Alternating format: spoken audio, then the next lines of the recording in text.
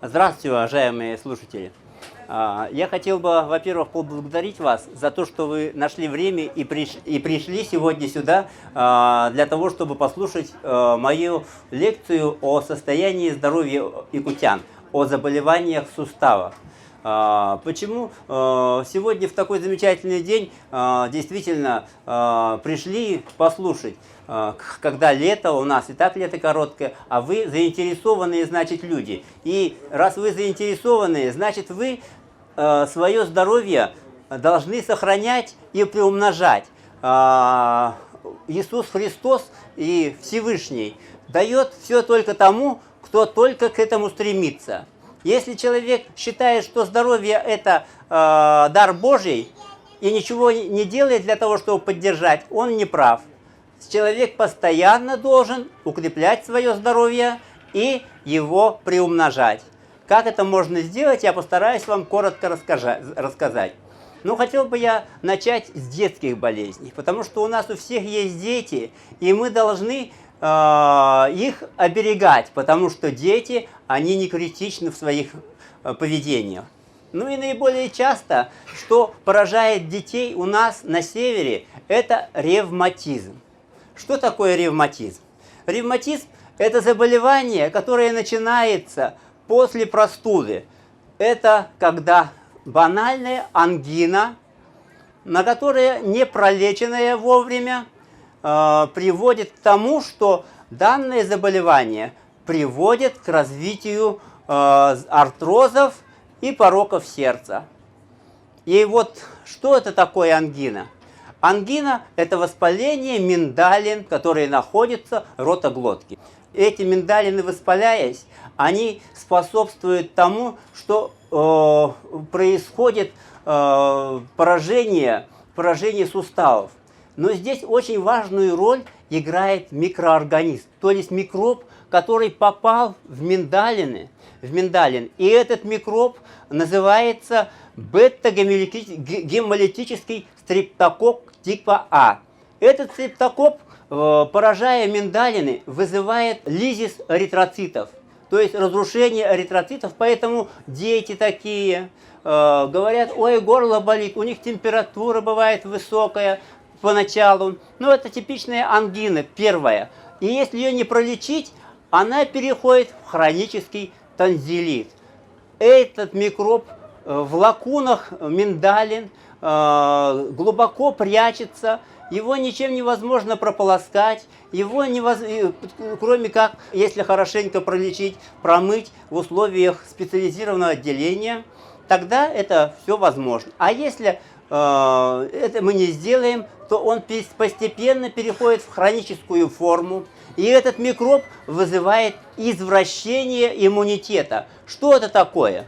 Это когда сам организм начинает на свои собственные ткани вырабатывать антитела. Это такие иммунные комплексы, которые текут в крови человека и оседают в образованиях специфических. Это синовиальная оболочка и это митральный клапан.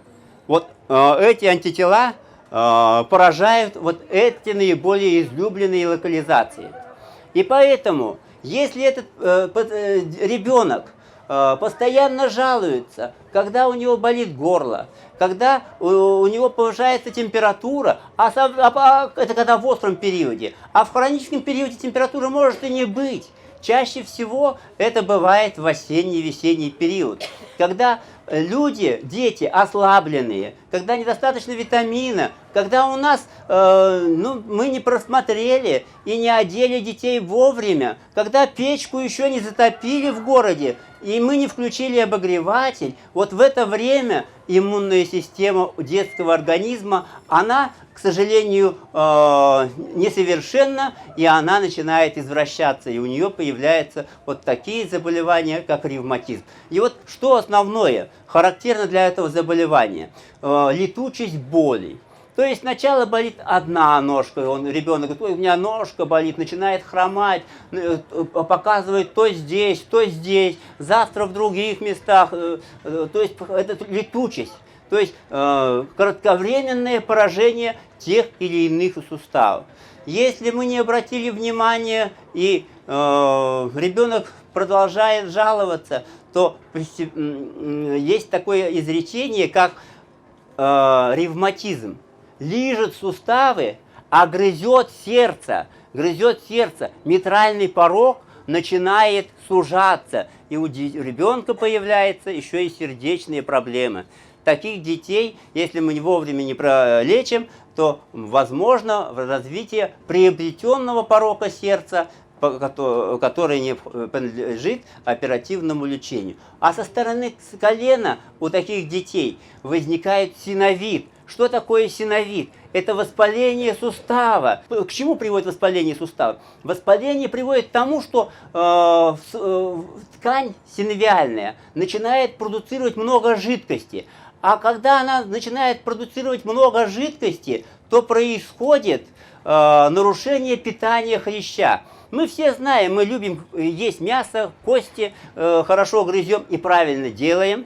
Почему? Потому что каждый орган должен выполнять свои функции. Зубы должны грызть кости, тогда они будут прочные и мощные. Если они не будут грызть, они начнут качаться и выпадать. Поэтому основная нагрузка должна иметь, каждый орган имеет свою функцию, и он ее должен выполнять. Руки, ноги должны двигаться, шевелиться. Если они сегодня прошли меньше, чем вчера на 100 метров, то они на 100 метров приблизились к своему концу. Поэтому нужно постоянно, чтобы двигаться. Так вот, питание хряща, вот мы же всегда кушаем, и когда вот мы рубим суставы, мы видим, что они блестящие. Сустав, особенно у молодых жеребят, они блестят, они белые, они такие гладкие, ровные. И вот как происходит питание? Но на хряще нет сосудов. Вот мы, люди, зачем кушаем 3 раза в день? Затем, чтобы поступили к нам в кровь питательные вещества. Белки расщепляются на аминокислоты. Жиры на жирные кислоты, а углеводы на глюкозу. Вот эти мы съели, 3 раза кушаем, 4 некоторые кушают, а некоторые 5, в зависимости от того, как это делается. Вот эта пища поступает в желудок, и она там переваривается. В кишечнике глюкоза всасывается в кровь и разносится по всему организму. Если мы щипаем себя вот здесь или в любом другом месте, больно. Больно значит клетка живая. А раз она живая, она должна кушать. Она эту глюкозу берет и ее переваривает у себя. И конечным продуктом переваривания глюкозы является вода и углекислый газ. Мы сделали выдох, у нас углекислота выдохнулась, а с мочой вода уходит, с потом выходит, с калом выходит. Вода, которая образовалась от жизнедеятельности организма. Но ее не хватает, поэтому вода постоянно должна поступать. Конечный продукт распада белка в клетках является мочевина, креатинин, остаточный азот. Клетка аминокислоту взяла, съела, а вот эти продукты поступают в кровь. И они с помощью, вода, мы знаем, выходит с потом, с калом, со столом, с мочой, а углекислота с воздухом. Аммиак, остаточный азот, креатинин, он выделяется с почками мочой. Когда мы утром встаем и писаем, это писаем не мы, а это каждая наша клетка продукт своей жизнедеятельности отдала, и мы его выделили. А то, что не переваривалось, то, что не усваивается, мы утром идем и ложим в туалет, по-большому. Вот это не перевариваем. Но если акт дефекации нарушен, и если, например, человек не утром ходит, а вечером, надо идти к проктологу, потому что здесь что-то не то. В норме человек должен ходить по-большому, как правило, в первую половину дня. Значит, далее. Вот эти все питательные вещества с кровью поступают в ткани. А в гиалиновом хряще, в хряще, который покрывает сустав, нету сосудов. его питание осуществляется с помощью капсулы сустава. В капсулах сустава у нас много сосудов. Вот эти сосуды, они начинают вырабатывать суставную жидкость. И эта жидкость имеет все эти питательные вещества, глюкозу, жирные кислоты, аминокислоты. Они, клетки себе адсорбируют их и питаются. Но если возникает синовит, то есть воспаление сустава, то изменяется pH суставной жидкости. В норме pH суставной жидкости это такая же, как и в крови, 7,2. То есть это кислотность такая, то есть слабощелочная реакция. При этой слабощелочной реакции комфортно клеткам хондроцитам. Хондро – это хрящ, цит – это клетка. Вот эти хондроциты, которые находятся на поверхности хряща, хрящевой ткани, вот они кушают вот эти питательные вещества. Если pH меняется, и она становится кислая вследствие воспаления, хондроциты не могут кушать. Они как ребенок, который страдает каким-то заболеванием желудка, не может кушать. И они становятся, хрящ становится мутный, он становится рыхлый, он быстро истирается механически. И это постепенно приводит к артрозу. Потому что дети – это те люди, которые что? Очень активные. И если такие дети начинают быстро бегать, у них возникает артроз. Поэтому вот при ревматизме необходимо обязательно, чтобы дети наши соблюдали охранительный режим. Их в это время не надо нагружать. Они должны получить лечение. Нельзя заниматься самолечением. Надо идти к педиатру. Причем не к одному педиатру. Никогда не ходите и не верьте одному врачу, даже профессору. Не верьте. Обойдите 2, 3, 4 врачей. И только тогда вы для себя должны сделать вывод, какое мнение какого врача для вас считается авторитетным. И только к тому врачу, которому вы больше доверяете, вы должны идти и получать лечение. Почему? Потому что в первую очередь надо сделать правильную диагностику. Маркером данного заболевания ревматизма является общий анализ крови. Общий анализ крови мы делаем, мы увидим, что там есть лейкоцитоз со сдвигом влево, то есть там имеются признаки воспаления. Но самым основным маркером данного заболевания является антистрептолизин О. То есть ваш врач должен вас направить анализ из вены, сделать кровь и сдать на антистрептолизин О. И он будет повышен в десятки иногда раз. И если такое есть, значит у вашего ребенка 100% ревматизм. А этот анализ говорит о том, что имеется стрептококк, то есть микроб, который у вас паразитирует в горле. Чтобы правильно пролечить, нужно пойти, чтобы вас врач отправил в бак-лабораторию. Он должен взять мазок из горла, и этот мазок должен у вас отправить на исследование, на лабораторию, и подтвердить, какой у вас микроб имеется.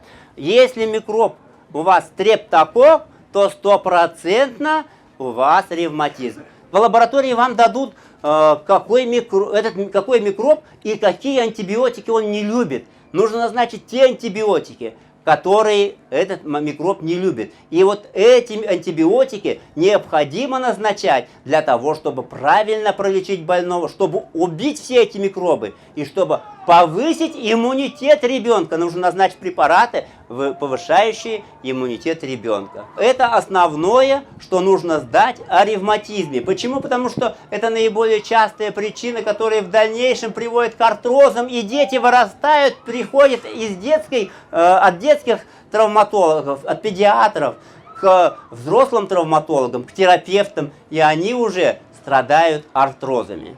Следующее, что я хотел бы рассказать, это про артриты. Артриты – это острое воспаление сустава. Оно может быть не только острым, оно может быть и хроническим. Ну и здесь артриты бывают разной природы. Они могут быть бактериальные артриты, может быть абактериальные артриты, то есть безмикробные артриты. Ну и наиболее часто, что у нас бывает, и это характерно не только для пожилого возраста, но и для молодых в первую очередь. Для молодых характерно инфекционные артриты. У нас в настоящее время имеются так называемые бессимптомные инфекции. Инфекции, которые передаются половым путем. Вот старое поколение, у них этих инфекций практически не было, потому что было раньше строже, по отношению к этому относились строже. В настоящее время более раскрепощенно стало, а это один источник передачи инфекции. Такие инфекции, как хламидиоз, уреоплазмоз, микоплазмоз, это внутриклеточные паразиты. Они поступают через половые пути и поражают цилиндрический эпителий. Данный эпителий находится в уретре, как у мужчин, так и у женщин, в конъюнктиве глаз и синовиальных оболочках суставов. Поэтому появляется так называемая триада Рейтера. Впервые он ее описал, Рейтер, немец. Это что? Это неприятные какие-то такие небольшие изменения в области мочеиспускательного канала. Уретра – это мочеиспускательный канал. Вот, может быть, жжение, может быть, царапина, но что-то небольшой совсем. Он не сильно беспокоит, но уретрит, то есть воспаление мочеиспускательного канала, имеется.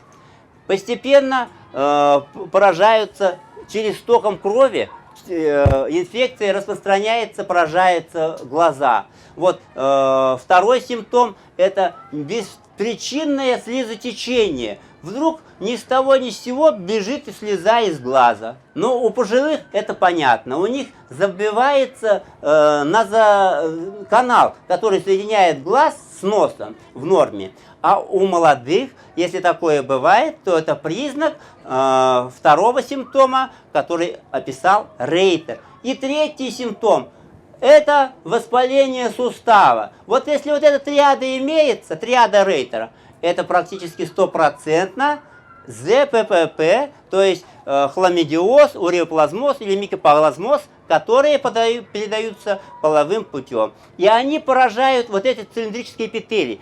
Клетка эта паразитирует глубоко в тканях организма, то есть в клетке. Лечить ее очень тяжело. Ну и, конечно же, если такое имеется, нужно лечить не только себя, своего супруга, друга, подругу или еще кого. Потому что если мы это не сделаем, пролечимся, а лечение очень сложное и очень длительное, потому что микроб нужно убивать антибиотиком, и не одним, двумя, иногда тремя, а вы, выздоровев, сходил опять куда-то, и опять налево, вот, да, и опять себе принес эту инфекцию. Поэтому нужно в этом отношении лечить, в общем-то, очень долго. Ну, в первую очередь надо диагностировать. Диагностика простая. Берете кровь и отправляете ее на маркеры, которые характерны для данного заболевания, на антитела к этим инфекциям. Сейчас их уже 14. Сюда же относятся заболевания, ну, старые заболевания, так называемые, гонорея, сифилис, они тоже поражают костную систему, но уже в поздних периодах. Поэтому трихомониаз то же самое ведет, но лечение их более благоприятное, потому что назначение антибиотиков, как правило, быстро приводит к излечению. А вот скрытые инфекции очень тяжело поддаются лечению. Значит, назначают ИФА, иммуноферментный, самый лучший, конечно, иммуноферментный анализ. Что он значит? Берут скребок из уретры, из мочеиспускательного канала, и смотрят, какой микроб есть. И он сразу дает то, что имеем. И вот если мы уже выявили микроб, то мы должны на него воздействовать бактериально. Значит, антибиотики. Обязательно нужно будет пойти к врачу, и это в кожно-венерический диспансер, и пройти курс лечения. Если не будет, потому что артрит, синовит всегда приведет к тому, что pH меняется. pH меняется, хондроциты, клещевые клетки начинают у нас погибать, потому что они не могут питаться, они не могут есть. Это я всегда так говорю. Если взять человека, привязать к большому 5-тонному стулу, его привязать руки, ноги, голову, и подойти за шейку, надавить, что будет с глазами? Как думаете? Все говорят, вылетит, потому что да, это страшно, все такое. А если долго-долго держать? Они будут смотреть мертвым взглядом и уже ничего не видеть. А через год с этими глазами что будет? Через год останутся одни глазницы. Ничего не останется. И точно так же и в организме человека. Если сосуды поражаются, они питают все, то через некоторое время клетки, которые там находились, их глаза на этих клетках вот так ждали, не дождались и померли. На этих местах образуется, я называю, кладбище клеток, или костных, или хрящевых клеток. И вот эти кладбища со временем превращаются в пустоты. То есть там, где была клетка, она померла, и на нее месте образовалась киста. Делают рентген-снимок и говорят, что в костях имеется киста. А что это такое? А киста это говорит о том, что раньше была костная ткань, сейчас ее нету. Это место того, что там кость ослабла. А если человек в это время идет, продолжает нагружать, ходить, а кость-то слабая, и возникает перелом в этом месте. А если он будет правильно лечиться, то постепенно у него на этом месте образуется своя вновь выросшая кость. Если произойдет восстановление сосудов. Если сосуд восстановился, то и кость заново вырастает. Поэтому необходимо, или хрящ тоже постепенно заново вырастает. Но вот если артрит правильно пролечим, то, как правило, артроз может не наступить. Но если, вот мы теперь постепенно переходим к артрозу. И давайте еще расскажем о ревматоидном артрите. Ревматоидный артрит – это бич у нас на севере. И что это такое? Это когда в результате различных воздействий, инфекционных, физических, химических, в том числе перепады температур, которые у нас на севере достигают 100 градусов зимой и летом. До 40 летом жара, до 60 зимой мороза. И вот это воздействие иногда организм не выдерживает. И то же самое происходит извращение иммунитета. Все болезни в основном это от нарушения иммунитета. И в результате свои синовиальные ткани, которые покрывают сустав ткани, организм начинает воспринимать как чужеродную ткань и образует на него антитела. Эти антитела циркулируют по всей системе организма и выпадают там, где есть эта синовиальная ткань. А синовиальные ткани есть везде. Они есть на мелких суставах кистей, они есть на локтях, на плечах, в коленах, тазобедренных суставах. И вот эти комплексы выпадают и поражают эти суставы. И в них опять возникает воспаление. pH меняется, щелочная среда сменяется кислой средой. А в условиях кислой среды клетки смотрят, да, помогите. Не дождавшись помощи, закрыли глаза и померли. И вместо них возникает лизис. Если это хрящ, то делают рентген-снимок и говорят, на рентгенограмме имеется сужение суставной щели. О чем говорит сужение суставной щели? Вот она была щель, ее вот не стало. В норме щель она есть, но она представлена на рентгенограмме хрящом. Вот там, где щель, это хрящ. Вот хрящ, потому что на рентгенограмме хрящ не видно. А что происходит, когда щель сужается? хрящ снашивается, и кость начинает треться о кость, и возникает уже из артрита артроз.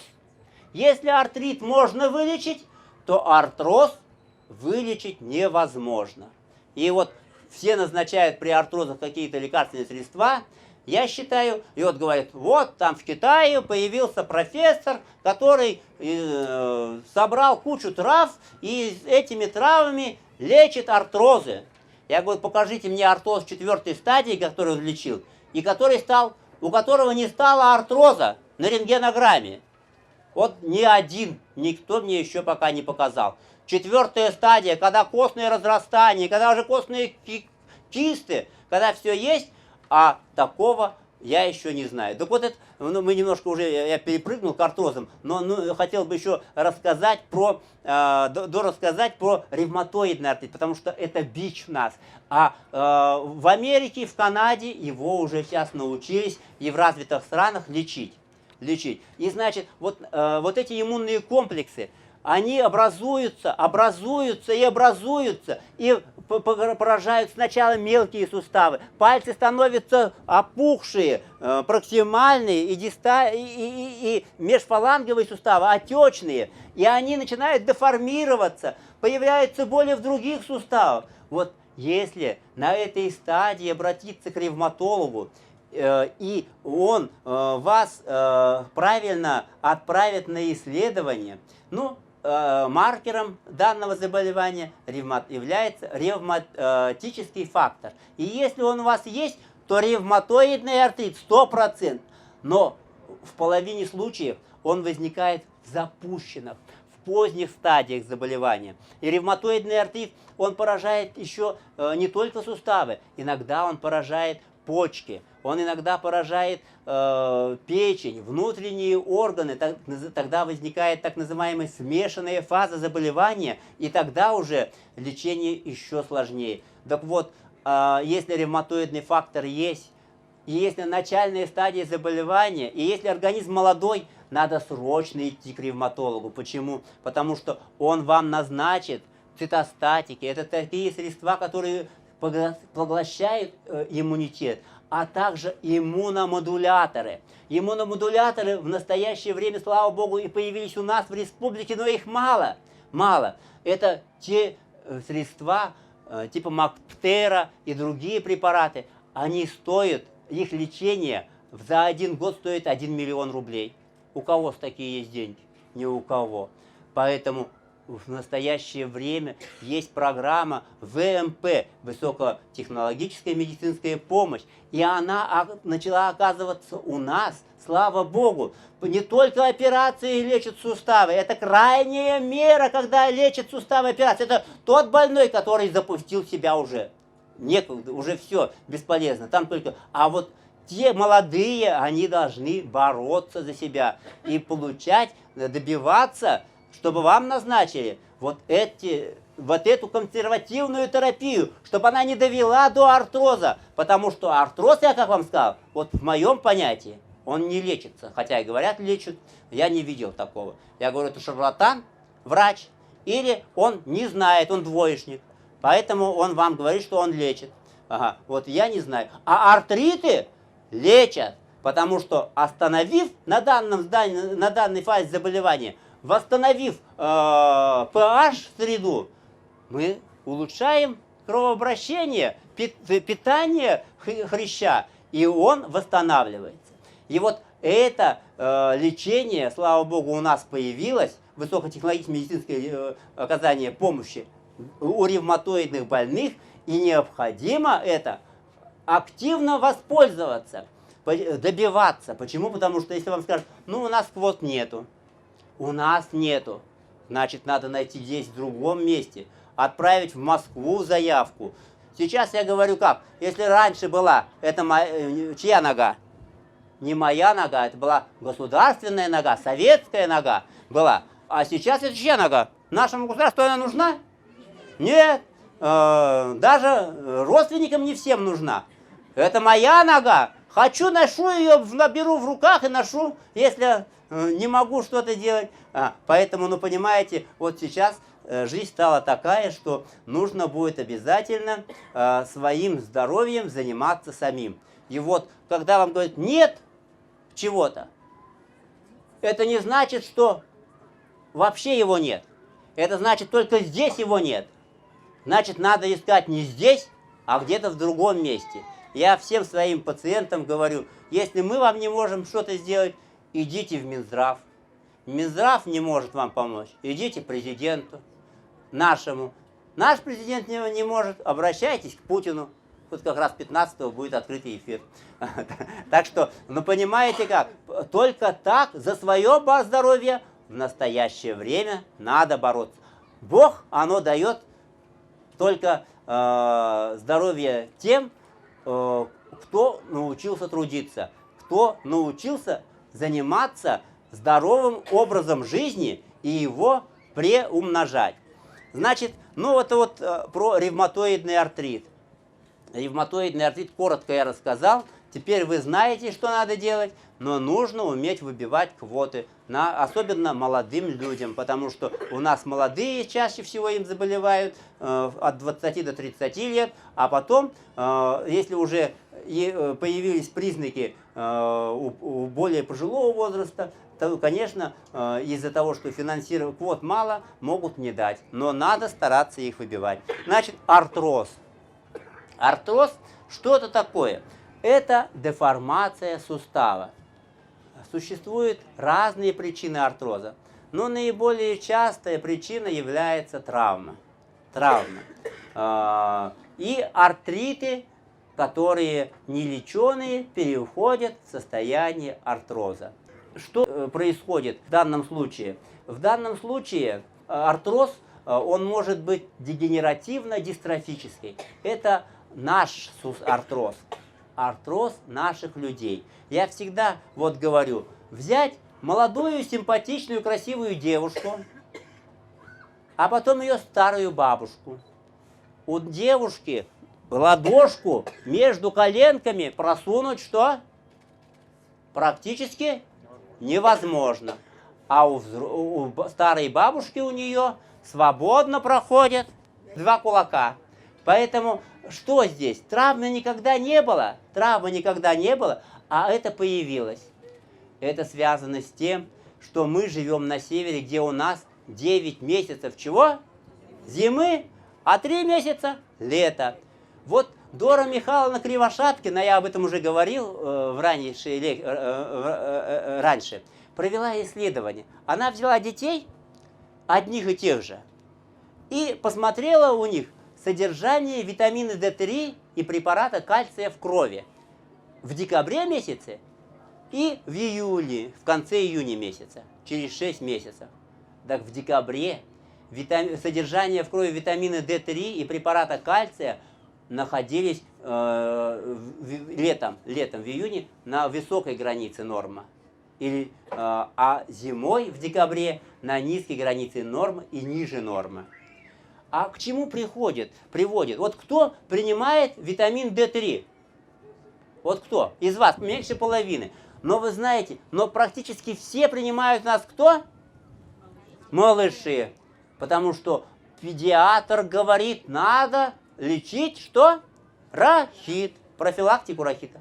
А вот когда ребенок вылечил, что у него нету, что ли, у него витаминов не хватает. У нас солнца нету, а под действием солнечных лучей витамины в коже, витамин D, образуется сам. Поскольку у нас зима длинная, а мы не принимаем витамины, то у нас происходит остеомаляция. Остеокровь, маляция, размягчение. Размягчение кости. Остеомаляция. И кости становятся слабые. А закон всемирного тяготения у нас действует и ночью, и днем, и летом, и зимой. И он притягивает нас постепенно к низу. Поэтому, понимаете как, вот здесь необходимо за собой следить. Значит, нужно обязательно к нам зимой, чтобы витамин поступал, чтобы лето было. А как это можно сделать? Это можно сделать. Вот я был в Дубае, был в Америке, в Лас-Вегасе. Вот там мне понравилось. У них большая улица, площадь Ленина. Не площадь Ленина, а центральная улица, как наша проспект Ленина. Вот этот проспект Ленина нам тоже надо сделать, чтобы в нем было зимой лето, чтобы там солнце было. И там, чтобы не машины ездили, а люди ходили. Как на Кальвице зашли, так около кинотеатра Лена вышли в пиджачке, в рубашке. И вот так надо сделать, потому что они научились из жары делать холод. У них, как зашел в один конец улицы, так в другой вышел. Поэтому нам тоже нужно сделать. А как мы можем сделать? У нас пока нету такого. Я Михаилу Ефимовичу об этом говорил при встрече. Почему? Потому что была встреча, я лично, мне повезло в моей жизни, но повезло почему? Потому что я сам чему-то хотел, и сам всегда в этой жизни нужно добиваться самим. Только тогда можно будет получить что-то. Так вот, когда был юбилей департамента по подготовке кадров, который организовал Михаил Ефимович, и вот он многое сделал для этого, потому что отправил многих учиться в разные, меня лично в ЦИТО, в Центральный институт травматологии и ортопедии, где я закончил аспирантуру, докторантуру, и вот это способствует тому, что наш регион развивается, и считаю, что у нас медицина одна из высоких уровней. Вот травматология, ортопедия на очень высоком уровне по Российской Федерации. На очень высоком уровне. Поэтому вот это очень здорово. И когда вот был юбилей, я говорю, Михаил Ефимович, пора из проспекта Ленина делать, чтобы у нас зимой было лето. Вот, тогда будет здорово. То есть лампы цветя, раньше, вот когда в школе учились, были, знаете что, кварцевые лампы. И школьники что делали? Во время перемены ходили в одну сторону, в другую. Сейчас этого почему-то нету. Тоже надо возобновить. Это тоже облучение, и в организм человека появляется данный витамин. Слава Богу, появился солярий. Надо ходить туда. Говорят, плохо, вредно. Если умеренно все, то это нормально. Ну и самое основное, наши предки что придумали? Что кушать для того, чтобы витамин D был? Рыбу. Какую рыбу? Жирную, нельму, строганину, омуль, чир. Строганину, не жареную. В жареный витамин D убивается. А вот в этой рыбе он поступает. Поэтому нам нужно, чтобы у нас она была на прилавке, и цены, чтобы для нее были соответствующие. Чтобы мы пошли и купили эту рыбу и съели ее каждый день. Потому что витамин D нужен каждый день.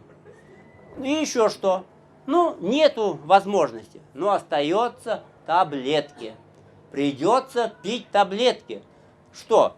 Ну, там, где есть витамин D3 и препараты кальция. Поэтому нужно обязательно это принимать для того, чтобы предупредить того, чтобы не было много заболеваний суставов. Значит, артроз, он бывает разных стадий. Первая, вторая стадия неплохо лечится. Неплохо, но все равно наше лечение направлено на то, чтобы приостановить, чтобы он не так быстро прогрессировал. Потому что ось конечности уже деформирована. У нас сейчас, вот мы изучили детей. У детей ось прямая, нормальная. У всех. Неважно, кто-то по национальности, русский или якут. У детей, слава богу, ось конечности прямая. И неважно, ты кто, старик, русский или якут, у тебя тоже ноги у нас вот такие. У всех такие, потому что мы живем здесь, по условия для всех одни и те же. Поэтому нужно будет заниматься собой и обязательно лечиться. Первая, вторая стадия заболевания хорошо лечится. Если есть артрит, артрит, нужно снять артрит. Значит, у вас сейчас сильно болит. Значит, что нужно? Если у вас сустав горячий, то нужно, чтобы его охладить. Если он горячий, и мы его начинаем греть, то повышается процесс воспаления. Воспаление проходит 3 фазы. Первая фаза – это разрушения. Вот в результате какой-то травмы или заболевания синовиальной артрита у нас часть клеток хрящевых погибает. Называется фаза альтерации, то есть повреждения. То есть клетки повредились, они должны очиститься, они должны отойти. И если мы будем греть горячий сустав, значит, его физиолечение, которое улучшает кровообращение, улучшает, или горячими мазями пользоваться, то разрушение будет еще быстрее идти. Боли сразу усилятся. Чтобы такого не было, нужно будет горячий сустав помазать мазью, которая охлаждает. Вот сейчас рекламируют лошадиный гель. Очень хорошее средство для того, чтобы горячий сустав немножко охладить. Если у вас сустав холодный и не отечный, то его нужно, чтобы кровообращение улучшить.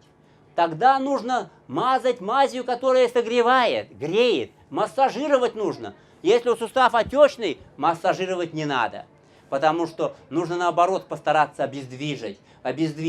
Первая фаза альтерации, там все повреждается. Вторая фаза называется эксудация. Эксудация, то есть образуется много жидкости. Ее нужно тоже, постепенно ее нужно будет, чтобы она уменьшить. Нужно обязательно назначить препараты НПВП, то есть нестероидные противовоспалительные средства, диклофенак, ортал, индомитоцин, другие там препараты, вот их назначают, и становится лучше. И правильно, в это время нужно назначить. А если сустав у вас холодный и неотечный, не надо эти препараты пить, только печень посадите и желудок, потому что они не безвредны, Поэтому в это время нужно будет пить хондропротекторы, терафлекс, артра, и другие такие, сейчас много разных препаратов, которые способствуют тому, чтобы поддержать состояние хряща. Сейчас имеются при первой и второй стадии, нужно добиться регресса, то есть чтобы не было синовита. И если нет синовита, то есть воспаление сустава, тогда можно будет ввести протез синовиальной жидкости. Их очень много сейчас разных стало, смазку для суставов, потому что они имеют нормальную pH-среду.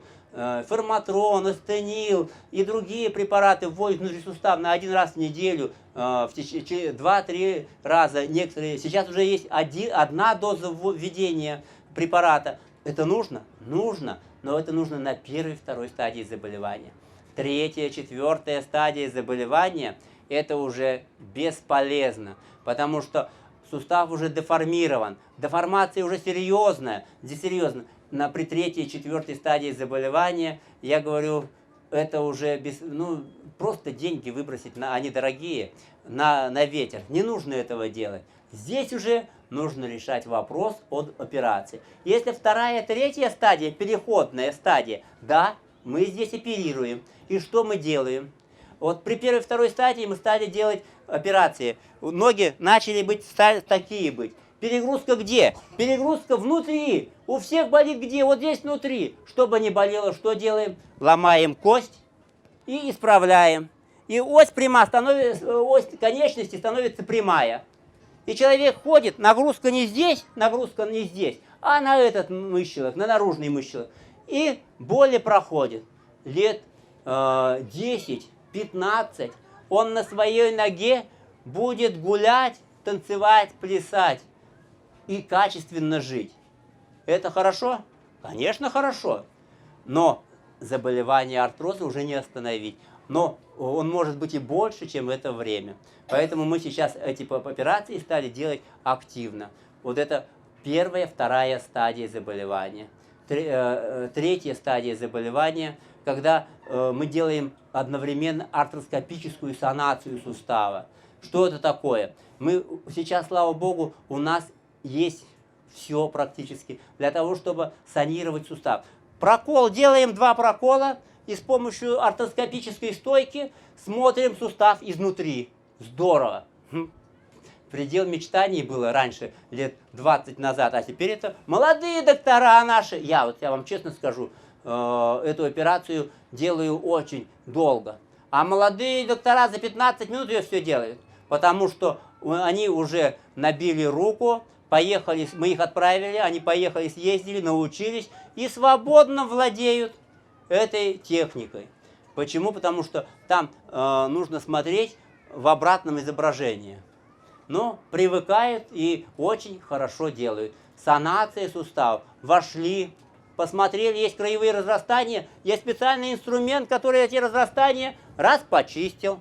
Там, где местами отсутствует хрящ, взяли с другого места, где не хрящ, где не нагружают, и поставили туда кусочек хряща. И человек продлевает жизнь своего сустава еще на 5-10 лет иногда бывает. Это хорошо? Конечно, хорошо, потому что это уже переходная вторая, третья стадия заболеваний. Ну а при третьей, четвертой стадии заболеваний не надо выбрасывать деньги. Конечно, операция замены суставов – это сложная операция и крайняя мера, крайняя, когда ничего невозможно. Любые операции имеют отрицательные результаты. Самое грозное – нагноение. По мировым данным 4%, то есть из 100 человек 4 человека появляется инфекция. А инфекция сустава – это что? Это удаление сустава. Удаление сустава, и нога потом становится неопорная. Или нужно ее замкнуть, чтобы она не двигалась, или нужно долго лечиться, чтобы потом заново поставить протез. Это несколько лет проходит, а учитывая возраст.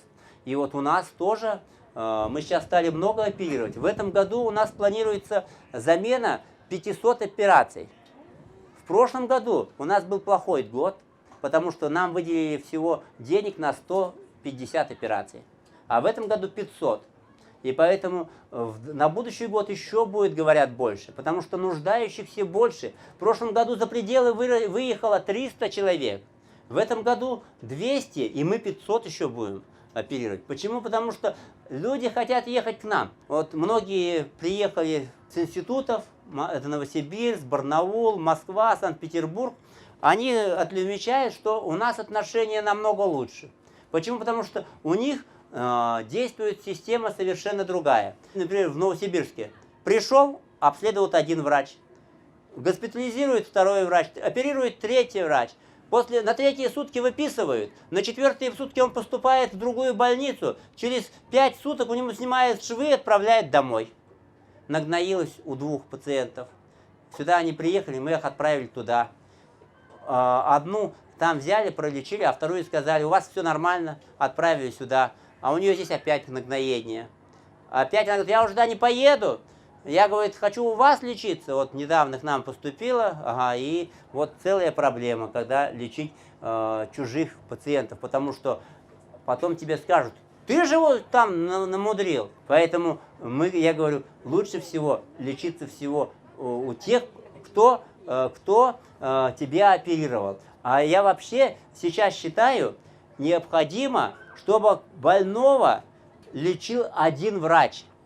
И вот в настоящее время мы, то есть не мы, а вот построил частный травматолого-ортопедический диспансер.